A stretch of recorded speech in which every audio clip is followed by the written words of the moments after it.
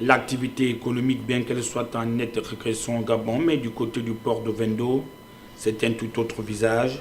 Deux ports sont notamment en service, le port minéralier et le port en eau profonde qui s'occupe des transits des marchandises.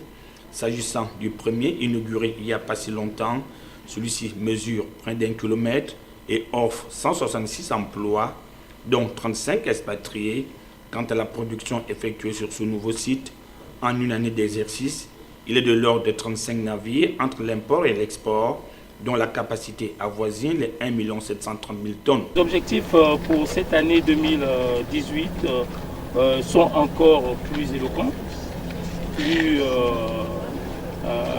on va dire, plus ambitieux, parce que nous sommes en train de voir dans quelle mesure nous pouvions réaliser cette année 4 millions de tonnes entre l'export et l'import.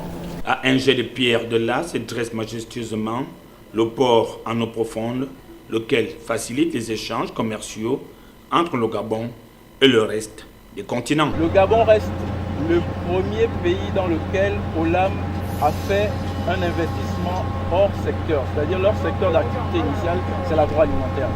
Et aujourd'hui, ils ont investi dans les infrastructures, notamment le port.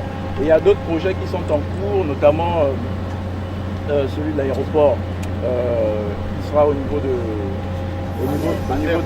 la plaine Ayémé. Est la propriété de G16. Le port au Vendo est la propriété de G16. Ensuite, à l'intérieur du port, il y a une coactivité parce que nous avons cédé toute l'activité des conteneurs, entrée et sortie du territoire, donc import-export à la compagnie Bolloré. Le terminal est séparé en deux parties. Donc, la longueur du quai, ça fait 524 mètres. Le Gabon, qui au travers de ses différents outils, pourrait accroître son économie.